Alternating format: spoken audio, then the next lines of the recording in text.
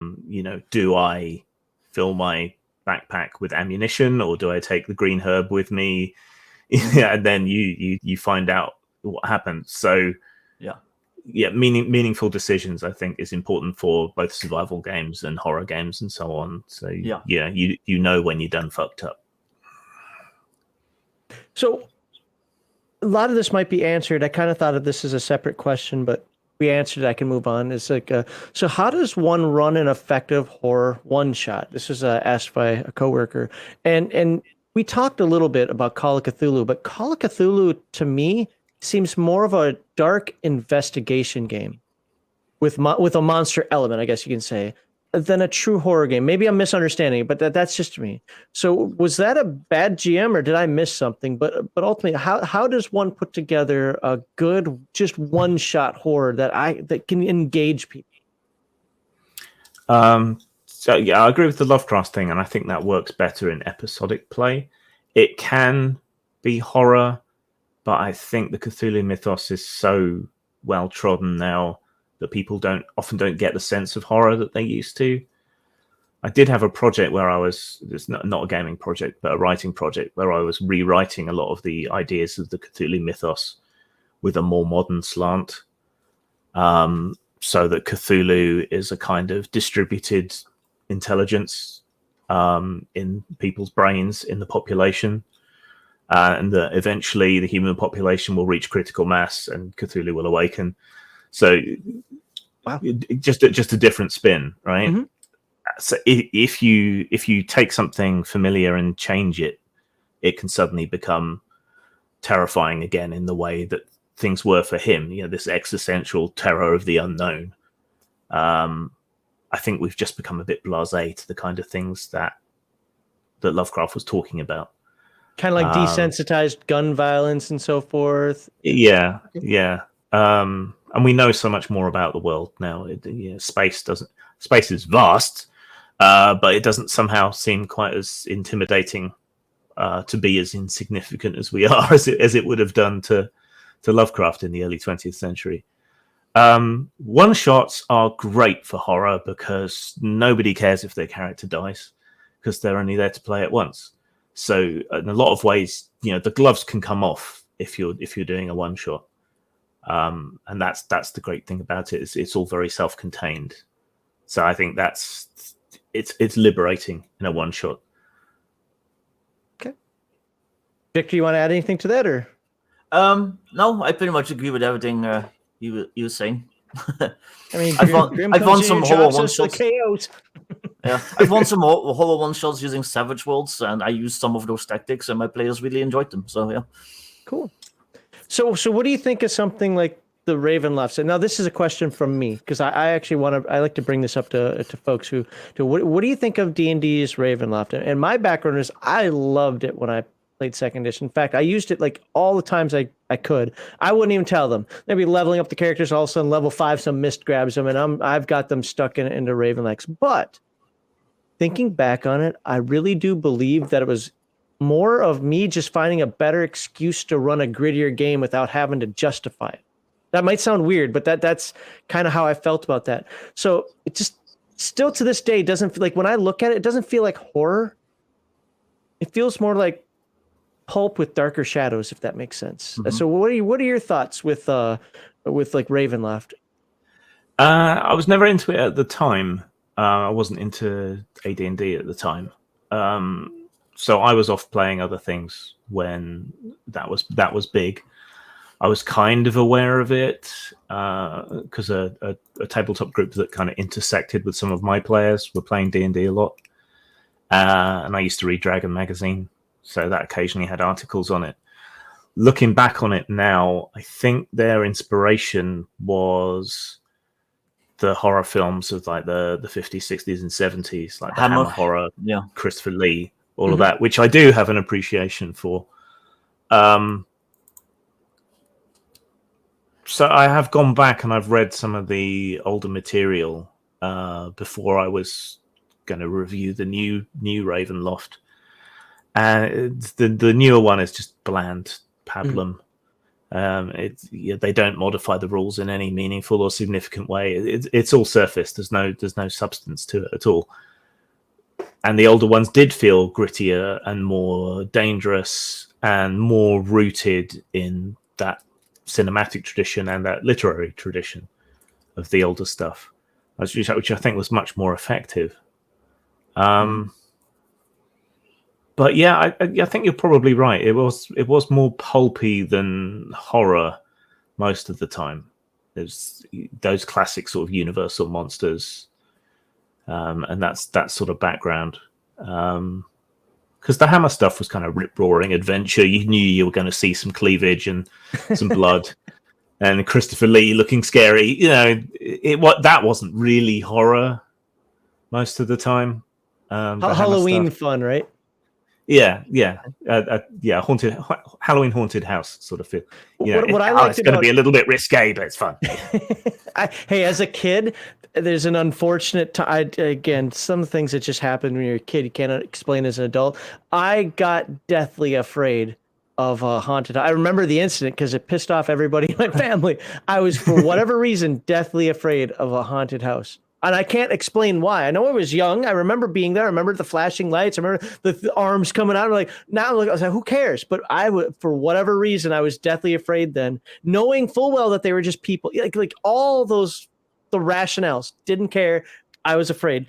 So maybe haunted house fun can be. But back on. So one of the things I liked about the Ravenloft, the old Ravenloft setting, is I loved like how vampires had. This is one I've talked about a few times. I never even thought about this. Vampires don't have to drink blood. Now they drink eye juice. Now they drink spinal fluid. Now, they find something else, and if the players aren't used to something like that, they're trying to investigate, why are all these people getting spinal tapped? This is weird. I liked the different levels of like mummies and ghosts and so forth. So I liked those reference materials for that. Other than that, I'm not even sure I even did Ravenloft right. Like it just felt like a grittier version and that every time the paladin cast or used a spell or a paladin ability, it's like sending a beacon in the sky, and I'd have I have that random encounter adjusted so that more things start to find you. But other than that, I actually run Curse of Strahd like almost weekly at the moment, and it's a 5e version. And one issue is because it's 5e.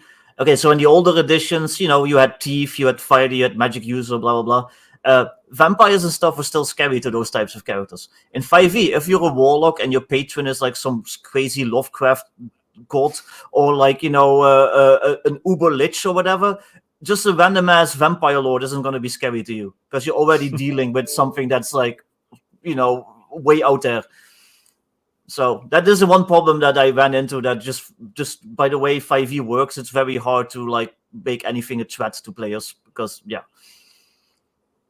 So where does horror, use the word loosely, I guess in this case, in TTRPGs, where does that go wrong? Like when you see, and I don't mean a specific table, but the presentation of it, where it's like, okay, you're calling this horror, but it's not. It's never run like horror, never acts like horror, whatever. Whether it's and if you want to call it a game, you can. I'm not really looking for a specific game, but where does it go wrong in general? That's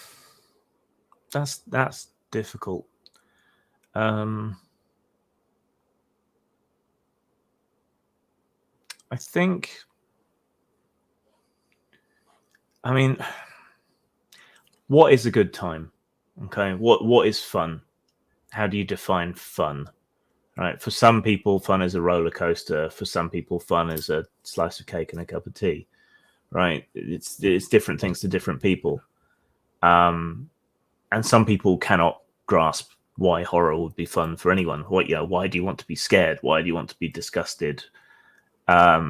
And because role-playing games are a cooperative pastime, it's hard to get a group that's all on the same page, all has the same taste. In something like fantasy and so on, you can spotlight different aspects for different players, so that they know if they don't like what's going on this week, they might like what's going on next week.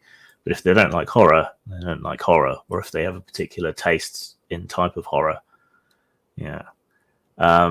I don't think horror is sustainable over a long period, which is another problem. So I think it's, to an extent, it's inherently unsuited to campaign play, which is why successful quote unquote horror games like Vampire don't tend to concentrate on the horror aspect. It's more about the politics and the machinations and who has influence over what and what's the threat of the week, that sort of thing. It's not so much about the horror. With Cthulhu, it tends to concentrate on the investigation and rooting out what's going on and how much Cthulhu mythos do I want to learn before I go mad. It becomes about other things, which is great for gaming, but it's not necessarily great for horror. And the tendency these days seems to be more towards campaign play with big overarching plots, and that I don't feel that that's necessarily suited to horror either. And I think that's something that's missing. I miss the idea of the adventure module where your characters would rock up in a particular village, deal with a certain amount of problems, raid that dungeon, move on, and then the next adventure and not care about the aftermath. Yeah, and then the next adventure would have nothing to do with that whatsoever. Dungeon of the week. Yeah, I hated that when I first got into gaming. That's one of the things. Like I'm definitely a campaign player. I'm definitely now something like a module is great for a one shot on the side. So like a horror side adventure. Oh, fantastic! In fact, a great game master of mine from years past did an amazing job of dropping those in on occasion. I wish I had his skill for that. That just turned the campaign, not the campaign, but turned that session on its head. It's one we talked about for a long time. But I think you're right as far as yeah, it'd be hard to sustain because again, it's that emotional content. That's one of the things that I look for in games. Like I've talked about it a bunch of times in the past where the ant story, my first ever time playing Dungeons and Dragons, I remember going home, looking around, I was like, we're giant ants. We're giant ants. I mean, I'm 10 years old. I want that kind of like, you said, like some people say, why would you want to be scared at the table? Dude, I embraced it. Like that. Is this what this game's going to make me feel? I'm in. Yeah. How do I do this? Oh, Satanic Panic. I'm not allowed to play it anymore. But I went to Lutheran school. So unfortunately that was true for me, but yeah, I don't want to dwell too much on it or seem like a grumbling old man, but I think we also have a problem right now in that how do you create a sense of horror in a time of X cards and session zeros and trigger lists? And right, you're telling me you want to play a horror game, but you don't want anything bad to happen to your character. And I'm not allowed to use any of these elements that make you, the player, feel uncomfortable, but you still want to have the experience of horror and feeling uncomfortable. How? Right? Wait, how am I supposed to do this? Right? How? You have just broken my brain. Please give me something sweet and sugary without anything that's sweet or sugary, please. Like what? I turn that broccoli there into candy. No, like that. See, again, that makes no sense. And that's one of the reasons why I refuse the entire concept of safety tools, X cards, and so forth. If you're playing in my game, if you tell me you don't want something, chances are it's going to be there now. Because, and here's the thing, I don't do it to poke. So, Grim, if you were to be at my table and like, I don't like these sort of things, I don't do it to be like, oh, I'm going to show him. I do it because I want emotional content in the game. I want you to laugh when it's right to laugh. I want you to cry when it's right to cry. I want you to feel scared when it's right to feel scared. And hopefully I'm presenting that. And this whole idea of like, no, I just want to play, a Saturday morning cartoon. I've never had that. I'm the complete opposite of these people. Like, I have a deep fear of like deep dark water. Like, you would never catch me like swimming in like the deep ocean somewhere. But like ocean themed like campaigns are like some of my favorite. Like, I would love to do like a Waterworld type thing, or like you're stuck in some underground like research station and there's like deep ones hunting you, like stuff like that. Like, that's cool. I don't like spiders. I put spiders in almost every campaign I run. Like, so like the way these people operate is completely foreign to me. It's like I don't like it, so I don't want to see it. Like, okay, I have an irrational. Ask my wife. You want to see me turn into a screaming 5-year-old girl? Insects, man. I don't know why. Yeah. a roach can't do anything to me, but I'm like, oh geez, what the hell? God damn! You know, like I will freak the hell out. And my wife is just like, oh my God. But in a game, I bring them on, bring on all the roaches. Let's do this. Little anvils going, and they're gonna try to eat you and grab you and splice you in half or whatever. Like, kill it! You make it dead quickly. Like, there's just something about that I want to be. I want more of it. So, I think that kind of does segue into the next question, which is, what can media such as television do with horror that cannot be emulated in TTRPG? Because and how this sprang up was the conversation went to a direction where it's like, well, you got CGI and you've got this, and people are like, but you have a brain. You can do more in this brain than you can with CGI. And I'm like, but it's weird because I don't see horror games affecting people the same way that, say, a Saw, okay, that's not really, but a Saw movie would, or a slasher movie would, or a psychological horror movie would. Like, so what is turned off in that in the imagination that a movie can do or a TV show can do? Okay, I'm going to desperately try not to sound pseudo intellectual or pretentious here. It's what we bring you on for. Yeah. So, role-playing games are, I think, nearly universally, right, about agency. You are playing your character, you're making your decisions for your character, and that is then followed through. When you take agency away from someone in a role-playing game, it often spoils the whole experience for the player. You're paralyzed. You can't do anything this turn. Oh, that's shit, right? Yeah, but yeah, sorry, it's that's happened. Or you're terrified. All you can do is run away. That players hate that. They just hate it because it takes away their agency. What a TV show can do is you have no agency over it anyway. You're passively taking in the information. You can't control what happens short of stopping, rewinding, or switching it off. So a TV or film sort of horror can impose things on you over which you have no agency. It can force you to take in certain visuals or sounds or whatever else, and you have no option over it. So that's both a strength and a weakness of both games and TV, I think. At the table with a role-playing game, you can't play tricks with sound and lighting and so on to the same. You can to an extent if you really want to push the boat out, but you can't do it to the extent that a TV series or a film can do. You know, you can't have music with like a tension slider or something that you can crank up or put down. You know, the closest thing was that tapping I was talking about. Mm-hmm. I think that's the closest I've ever managed to that. Maybe you could have a dimmer switch, or a lot of people have these controllable LED lights now. Maybe you can do some of that, but it's some yet more stuff for the GM to do, and I think you want to avoid that as much as possible. But a TV show or a film can really do that.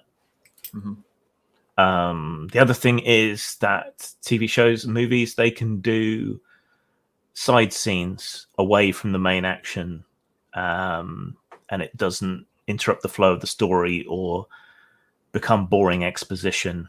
If you as the GM give the players a god's eye view over something that's happening somewhere else, and it's just you speaking, they're not involved, they're not making decisions, they're not doing it, it's not fun. But a TV series can do that. It can show you what happens to one of the victims of the slasher or the monster or whatever, and then for you that heightens the tension of what might happen to the main characters if whatever or whoever it is catches up to them. But you can't really do that in a tabletop game. Either you give away too much information or it's just boring. You know, you hit the nail on the head with that last one for one of the Adventure Says, and many years ago, giving away and this guy was running it. This is why I try to stay away from investigation type games. Like, you don't want me running Call of Cthulhu, because either I give you nothing or I give you everything. I have, to this day, I can tell you, I still haven't found that middle ground.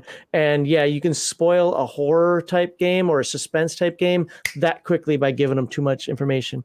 One of the things you said, though, that I'm going to be derogatory for a moment, it's just because of how I am, is it sounds to me like people aren't willing to use their imaginations. Like you talk about player agency.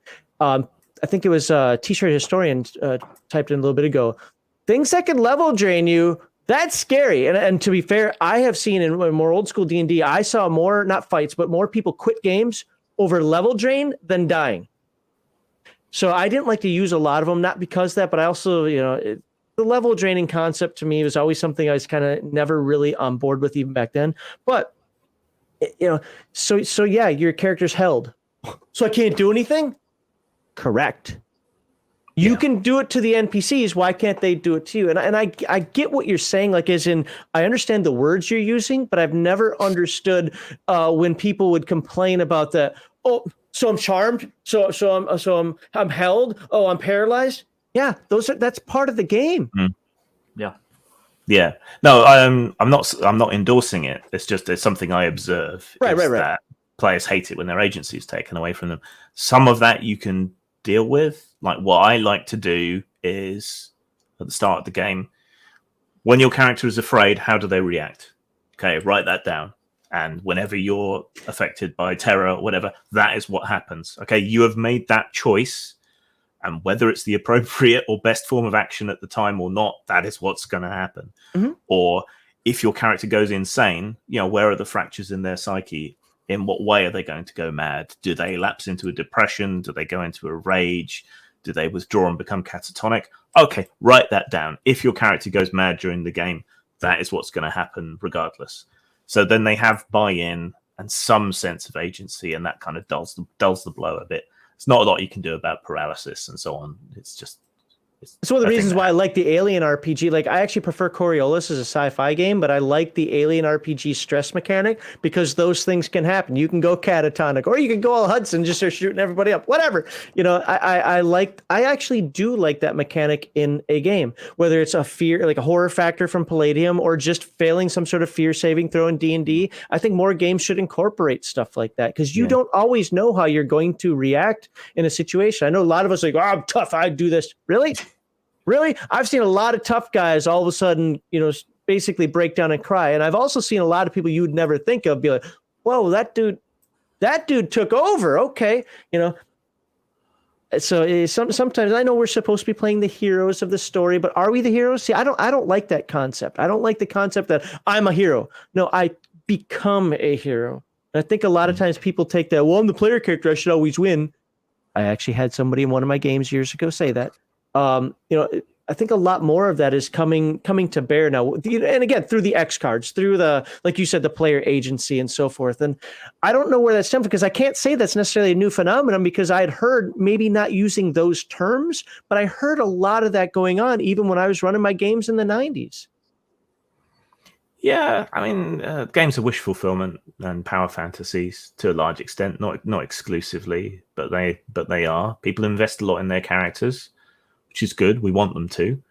And, you got upset that your character died. Great. That means the games were meaningful and you had a connection to them.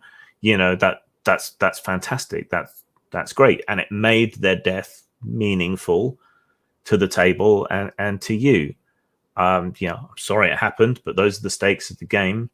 I hope you'll be as invested in your new character as you are in that one. And I thought your character was great. It's just luck wasn't with you that day, Mm-hmm. There's also a big difference between losing agency because the dice just fall a certain way or you do something stupid, and like the GM just forcing something on you. I remember being in a superhero game. The GM had it in for me for some reason. My character had like super strength and invulnerability. One of the first things he did was have put a collar on my character that took all of that away. So for like literally like half the game, which was like months, my character had like no powers, while everyone else was like flying around and shooting lasers out of the eyes and doing all this cool shit. And I was just like a regular dude, like trying to survive. And it was like, I hated it. It was like no fun. That's like, somebody who read Wizard's First Rule and took it out on you.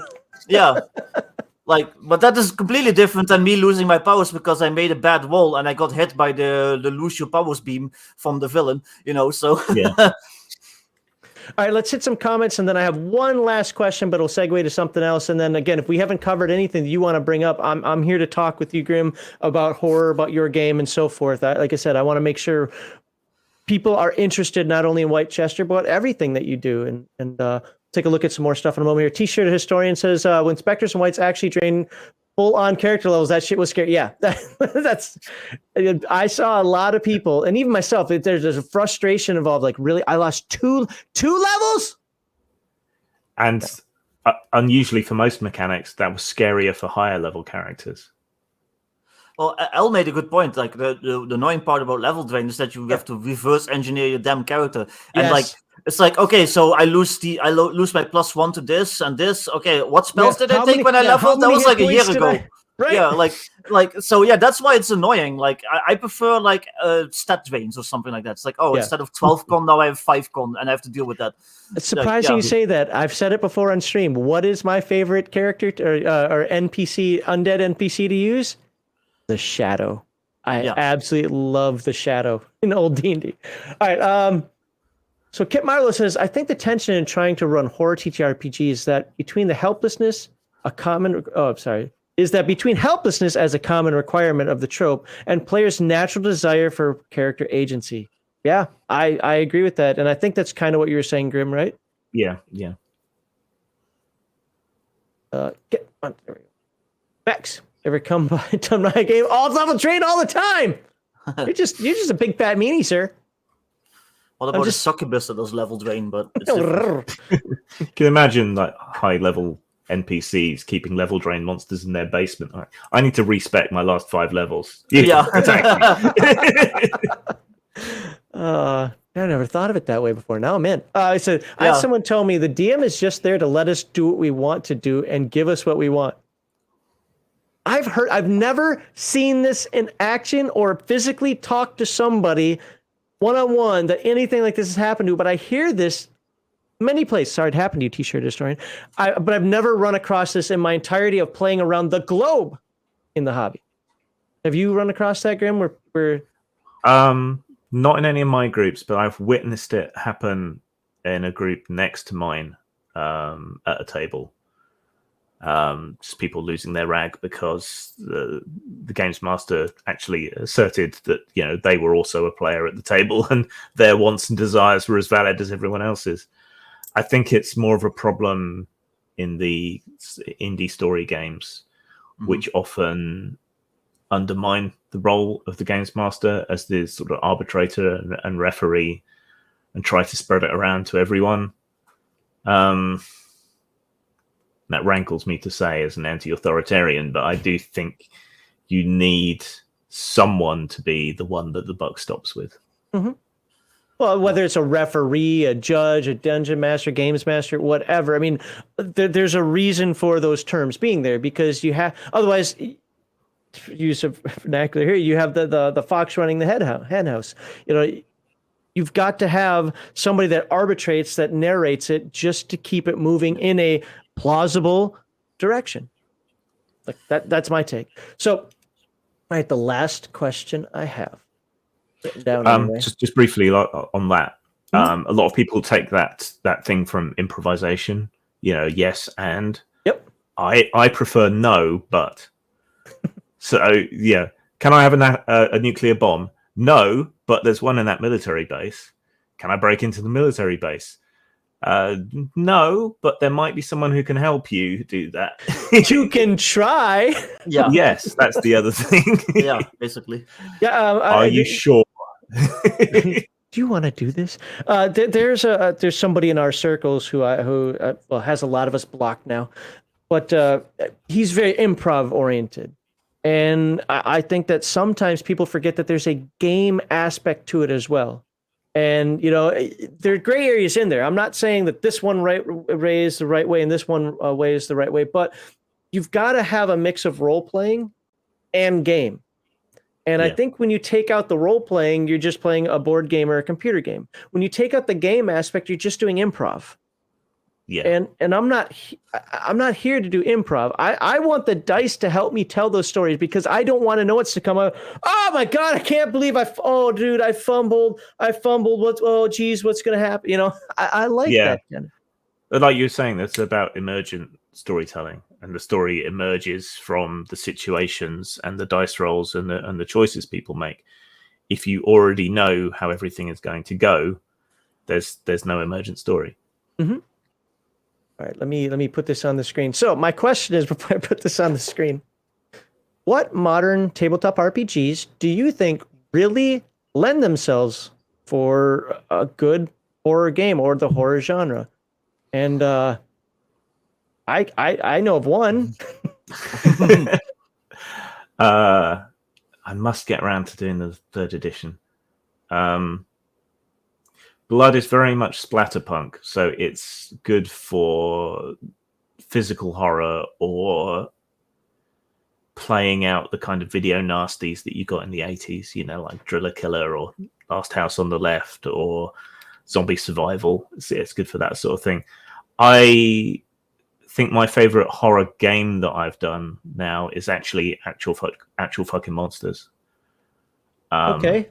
So if I click here, what's the first game on the list? There you go. There you go.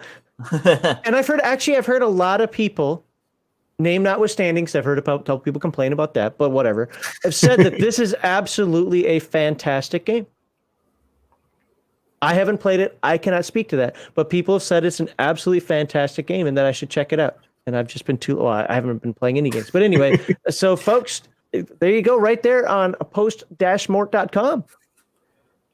Yeah, so what drives actual fucking monsters is, so you're playing a monster, you have to do monstrous things in order to survive, and every monstrous thing that you do creates a consequence that will happen in the near future. So if you, for examples, think of Nightbreed or think of Near Dark, and how events cascade and build upon each other. So it's about the journey to your inevitable destruction. But it was created as a reaction to these kind of soft ass well, and this is the thing, things that call themselves horror games. So yeah. When I started the stream, I said one of the things that you do is you add to the hobby. You've never taken away from the hobby. You've never taken somebody else's or try to change how I run my D&D game, but you've added these things, which is why I can't understand in any way, shape, or form how anybody would ever be against what you do if you don't like actual fucking monsters because of the name, or you don't like whatever else. You don't like blood because you don't want that style of game, whatever, then don't play it. I will argue with people, and I will fight my corner, and I will suggest, and argue that you should do things a particular way because I think it's better. But I will never, almost never, I will never say someone should be censored or kicked out of the hobby, or whatever you like is what you like, and that's fine. I wouldn't want to take that away from you because I don't want anything taken away from me. Right. And I want to write my filthy, sexy horror games. Leave me alone. Man, couple of the comments that I got about you're gonna let that degenerate on the show who just plays pornographic D&D. I'm like, yeah. I don't care. Like have fun. Role playing's been in the bedroom for a long time. Now they're adding dice and Dungeons and Dragons to it. Just say it. Yeah. I've always been interested in the intersection of sexuality and genre fiction and games. It's always been there. So I'm happy doing what I'm doing. You don't have to watch. And again, this is just adding to. It gives people more choices. So I got to add. This is a serious question. Have you ever gone to somebody's table and flipped it over? No. Okay. I've said this isn't for me. Yeah, I have a good time and left occasionally, but that's mostly because of the GM style. Very overreaching dictatorial railroady GMs. I'm just like, this isn't my kink. See ya. but I mean, you haven't come to my table and flipped it over. You haven't gone to somebody like, oh, I don't like the way they're playing. Let me go over there. Like there's this weird mentality. You gatekeeper, you or me or whomever. It's like, no, we just don't want you to change. At least for me, I'm not going to speak for you. I don't want you to change what we had in the past and what we liked. I don't want you to stop Grim from making the games that he likes to make. I have bought a few. I have not bought others. Your mileage may vary, and there's literally nothing wrong with adding to the hobby. It's only a problem when you come in and dictate, oh, no, this is the new way. All games must be gore. You know, all games must be. I just saw that on the screen. All games must have some sort of, a sexual fantasy or whatever in it. I wouldn't even say that's what that is, but you know what I'm saying? Like no, play the games how you want. Yes, I'm a judgmental person. If I saw something, I might make a comment just because it's what I do. With the flip side, I have never gone over there and flipped over a table. I've never flipped over Grim's table, and I'm actually happy. Look, he found a way to make money looking at hot chicks and playing D&D. I like hot chicks and D&D. Why am I not doing this? So, ultimately, and then of course you've got some stuff from the wretched folks from Miguel and Sylvia. Which is good stuff. I hopefully I'll be selling more of their books since they've been targeted, so I'll be selling through my site as well. I think they're also going to be on Big Geek Emporium. Yep. So hopefully they can salvage their business. Is your stuff on Big Geek Emporium? Not yet. I have an account, but I haven't had time to upload stuff. Okay. Now that the whole open gaming license crisis is over, I hope to have more time to catch up. Oh, and don't think I haven't forgot about that. I do have that as kind of a final follow-up wrap-up because I didn't know how long that would take, and I didn't want it to take away from talking about your game or talking about the horror genre as a whole. Can I address Al real quick? Yeah, he said absolutely. something about me. He said degenerate likes porn in D&D, but Victor has been on the show for months. I like gun porn in D&D. That's the difference. I'm not going to go through every game he had in here, but I scrolled down slowly so you could see the different types of stuff. But that's only just page 1 of 3. Guys, go check out Post-Mort. I'm used to saying tack for hyphen, but post-mort. I'm going to put it into chat right now, and then you guys can check out why didn't it go into chat. Okay, let's try this again. Yeah, I do a lot of stuff. Last year was a bit threadbare, but hopefully I'll be back into the swing of things this year. But absolutely, I like seeing the diversity of games here, and I mean that not with any mocking at all. I said I wasn't going to do another page, and there going click on the other page.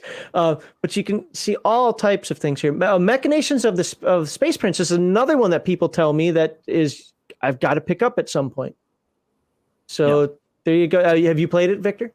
No, but I've seen it. I think I have actually a PDF. I think I actually bought it, but I've looked through it. Yeah, I felt kind of cheated when I got Wightchester because I had already had Grimdark. I remember seeing the PDF. It might have been I might have owned a copy. Somebody showed it on the stream, whatever. I can't remember, but I've seen the PDF and it did look cool. Grim, real quickly, since again this is a game that's gotten fantastic reviews from the people I've talked to. You want to talk about this one real quickly? Okay, so it is a complete set of science fiction, maybe more science fantasy rules based on old school rules, obviously inspired by Lamentations of the Flame Princess, as you can tell by the name. It's basically meant to emulate classic era Metal Hurlant, heavy metal magazine sort of stories. So sexy, sleazy swords and sci-fi. And I think its unique selling point, I think, is the rules that I have for making up alien species, because they're just so expansive, but also quite simple. And the idea is that you don't have to play standard alien races. You can just grab a bunch of traits that fit whatever species you want to play, plug them into your character, and away you go. Because the universe is big and it's full of all sorts of things. So it isn't just the why is everything a bipedal human alien? Yeah, you don't have to do that at all. Awesome. So, I mean, I see the word core book here, but I'm still going to ask the question. Is this a standalone product that somebody can just grab and start playing, or do they need Lamentations of the Flame Princess? All you need is Machinations. There you go. Folks, check it out. You have a blog? Post Mortem Studios? Yeah, postmortemstudios.wordpress.com. Yep. Where you talk about what's going on. And oh crap, that reminds me, I didn't even cover these two. I have. That's fine. Can you elevator pitch Prima Nocte and Nox? I don't know how to say that. So Nox Comete is set on the night of the comet when it first takes its effect. So you are people basically on a pilgrimage to Wightchester or Wightchester as was. You stop off at an inn, and then the dead begin to rise and everything goes to shit. and Prima Nocte is your first night in Wightchester, so you actually have to have Wightchester with that. Okay. And it's just an introductory adventure. What happens to you when you get thrown into the city? How do you earn your place amongst the survivors that are camped out near the gate? Yeah, that's what that is. And finally, we're going to show it again. Grimdark, if you want to play Wightchester the right way, hell, if you want to play 5e the right way, I said it the right way. Can't take it away from me now. You got Grimdark. I have a copy of this. I don't run 5e, but I did run through it, and I like this. I was going to, at one point, do a side-by-side comparison of this and D&D hardcore mode, but I never cared about 5e enough for that. But I did read through this probably a year or so ago, and I liked what it had to say. And I was like, if I were to run 5e, I would absolutely add these rules in. So you can check that out. One advantage of having the nickname Grim is you can call something Grimdark, and it's not an issue. Who made that? Oh, Grim. Yeah, Exactly. And T-shirt Historian says you really need to make some more machination stuff. I am terrible at supporting products because I'm always on to the next thing. yeah. Is it What's the boredom, next or is idea? it because you have all these ideas that you just want to make sure you get out there? I have too many ideas. I would love to pay people to write stuff for my games, but there's just not the profit in it for me.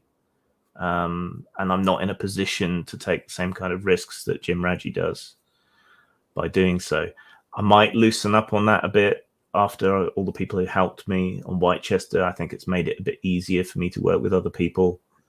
So I might open things up a bit. And Are you going to start doing your live projects. streams naked? No. There is a colossal tip for me to actually take my top off on Tabletopless, but that's as far as I'll go. All right. So with all this, I can't think of word. For some reason, the English language escapes me. Prolificness, I know that's not the right word. We're going to go with it. Prolificity. Profligacy. Prolificacy. Well, there we go. Profligacy.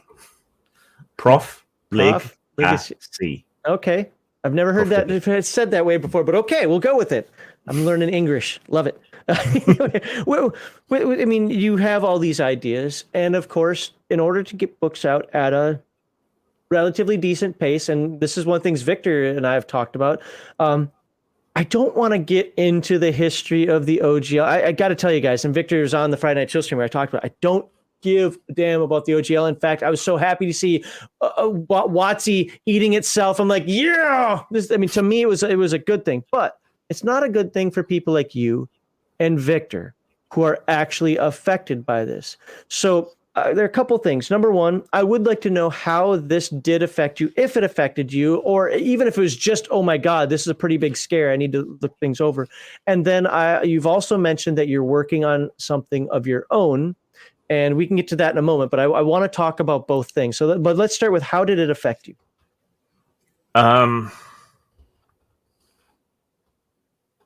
So after last year, my intention was this year, I was going to take things easy, take things at my own pace, catch up on my reading, do a bit of miniature painting and model stuff, and just take things easier and calmer. And then, of course, immediately all this happened. And so what is the status of the OGL going to be? What is going to happen to my old material that was published under it? I've done stuff based off open licensed games that have nothing to do with D&D whatsoever, but this is going to impact them. Like, I've used the Open D6 system on a couple of things, and that's been released under the OGL. And I think the rights holder died. So there would be no way to revise that and re-release it under other systems because the person who owns the rights isn't around to do so. I think. I may be wrong. But yeah, so panic, blind panic. What's going to happen? Just don't know. And what can I safely do about it? Well, these other companies like Paizo, maybe they're going to challenge it in court. I can stay out of it and wait and see what happens. But all of these other open systems are affected. And so does that mean I'm going to have to make up my own systems for everything? You know, I do that anyway, but it's a lot quicker and easier for the development cycle to find a set of open rules that work, or to retroclone a set of rules that work, and to do that. but okay, so that impacts all of that. So yeah, blind panic, and then in a kind of frenzy, I thought, okay, what can we do to kind of insulate myself and the community from this? And so I rewrote the entire SRD in generalized language, and offering synonyms and ways to describe things that were different to what was in the SRD. Because did you finish it? Because the last I heard, you were still working on it. I did finish it. I'll give nice. you the link. And is this something anybody can use? Anyone can use. I released it onto public domain, so I'm not saying that I have any rights over it at all. But it's basically a bootstrap kit, so you could rebuild the entire hobby from what's present in there, in the same way that we've built everything up from D&D essentially. I'm actually going to use a lot of the spells for advanced modernity, because you already did the work, so why not? Yeah, so it's just re-described a whole bunch of things in all kinds of different ways. I just dropped the link in private chat. Okay. But as it turns out, that's probably wasted effort. So I'm glad you're using some of it, Victor. Yeah, but is it wasted effort? Because we don't know what the future holds. They tried this once. You know how WotC gets. WotC tries something, goes too far, pulls it back, but then slowly goes in that direction anyway. Yeah. So this one might be too blatant, but I guess it needed to be done anyway. But yeah, I worked myself into the ground getting that done as quickly as possible after I heard about everything. So yeah, that's been my year so far. So much for relaxing. Right. Yeah. Well, so you worked on that. The last thing, again, you can bring up whatever you want to bring up, but the last thing I want to ask and talk about is, what do you have going forward? What can we look forward to possibly this year, including the fact that hopefully you are going to get some relaxing time in? Yeah, hopefully. I still want to take things easy and get those other things done. I want to do stuff just for the fun of it, not necessarily for work. That's always the problem when your hobby becomes your job. You never have a day off. I need to catch up on a bunch of stuff to do with Tabletop Plus. So we produce a gazetteer that's basically expanded versions of my game notes. It's really important to me that even though it's a porn game, right, that we present as genuine a possible reflection of what tabletop gaming is actually like. So we're nowhere near as polished as Critical Role or anything. We don't script unless we've got time pressures and so on. We go off on tangents. We make stupid jokes. All the things that normally happen at the table happen in that game, plus people get naked. Okay. But it was important to me that it represent gaming as it is. And so I've got all my notes from all the sessions, and then I turn that into a world guide for wherever we are, or additional races that I've made up, or monsters, or whatever. So my game notes go into that, but that kind of stopped last year. So I've got a whole bunch of stuff to catch up on with that. Where can people find Tabletopless? Tabletopless.live should drop you to the landing page. And then when we go live, which is Wednesday nights at around Thursday mornings UK time, midnight, and we run through till about 4 a.m, 4:30 a.m. here in the UK. So I have very late nights sometimes. So you can find us there. The website is tabletopless.org. Obviously, don't show the kiddies. But yeah, so there's a real game, and there's a homebrewed world, and there's all kinds of stuff behind that. We also play Vampire, so we switch out between D&D and Vampire. We had a Cyberpunk campaign on there as well. We ran a 2-shot of The Witcher, so we hope to expand out to more games. Yeah. And there may be a second session with a different GM. They're replacing me. Oh no! So there'll be more material. But yeah, so I'll be producing some of that. I I don't know what I want to do yet this year. Okay. Exactly. I would like to do a Blood next edition. I might like to do a revised edition of Actual Fucking Monsters, because much as I love the cover on the core book, it doesn't convey properly what the game is about unless you can also see the back cover, which you can't on PDF. So it only really works as a physical book. So whereas the cover on the companion, it is a much better example. So maybe I'll do a combined version of that. Some new Gore novels have been released, so I need to update the World Encyclopedia for that, or maybe do it as a supplement update. Plus, the publishing company, who have been very, very patient and lovely while I've been ill, want me to publish more modules for that. So I will have to do that. Oh, that's cool. I didn't realize that you actually were that incorporated with Gore. I thought you were just doing it kind of as a hobby thing. Because I'll be honest with you, I don't know anything about it, but so many people on my Discord do, and they talk about this. So I didn't realize it's as popular as it is. Yeah, I mean, John Norman, who's actually John Lange, I think it's pronounced. So he was a philosophy professor. He's been retired quite a long time now. I think he's in his 90s, and he's still knocking out the odd novel. And they turn up. But yeah, I work fairly closely with his literary agent on the licensing and so on. And basically, I now have a perpetual license until they decide to take it away from me. Basically. Oh, that's awesome. Well, you got a lot of things that you could possibly be doing this year, but like you said, take it easy a little bit. Victor, anything you want to wrap up? We're not going to have a segment 3 today because I want to talk to Grim for about 5 minutes after the stream ends, and I don't want to keep him waiting. So, but Victor, if you have any alibis, wrap-ups, whatever that you want to talk about, and Grim, by all means, if there's anything we didn't cover you want to, I mean, I could spend all day here. I'll talk to you. Or if there's anything from the chat that they still want to ask that we haven't covered. They've been pretty much just talking about just rewriting things in British English, and then nobody can understand it anyway, right? Yes, I got my dig it.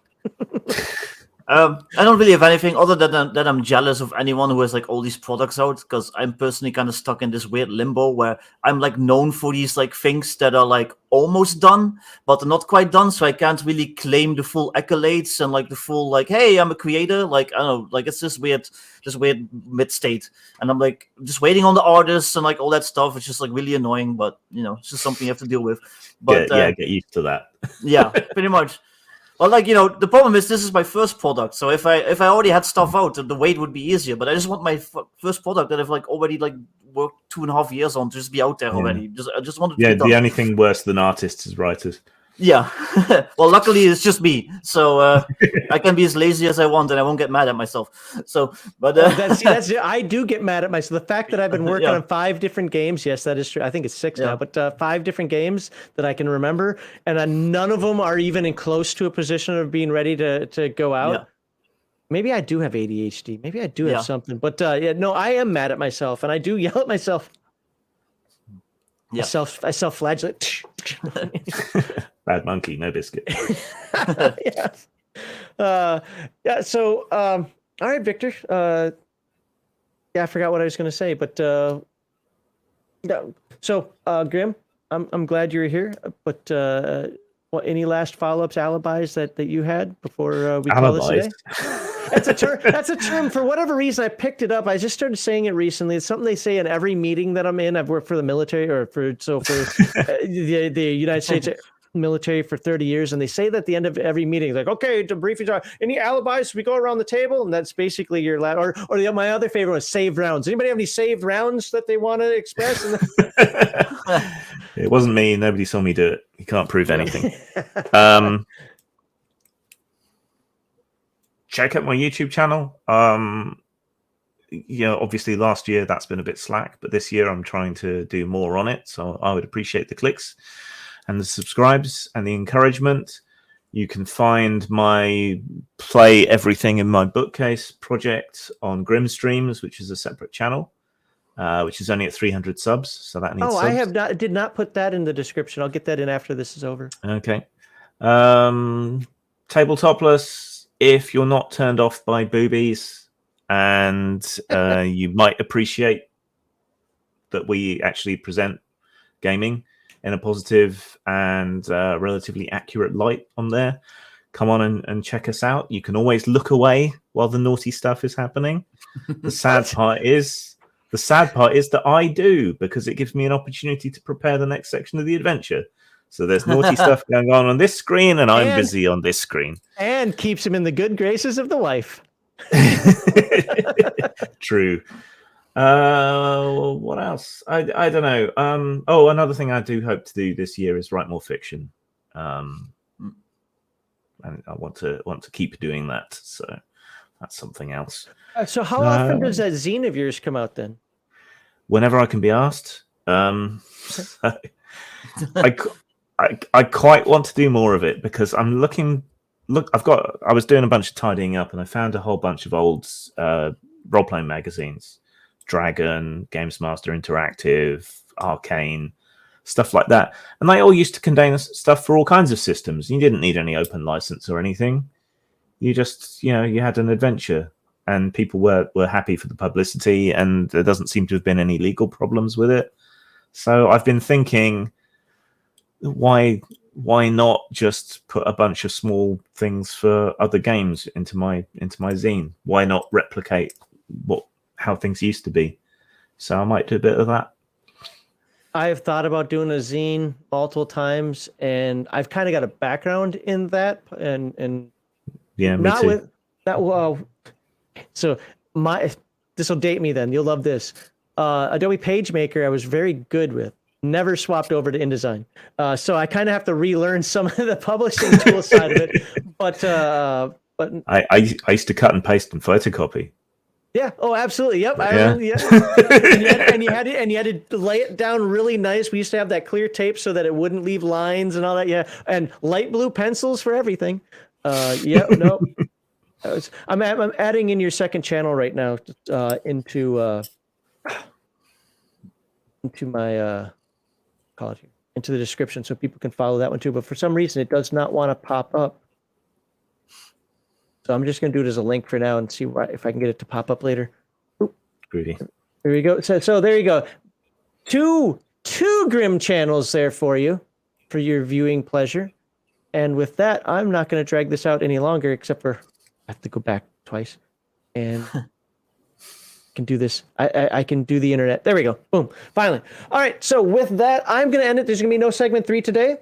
Grim, thank you. Seriously. Thank you for being here. Absolutely do love having you on. I enjoy talking games with you.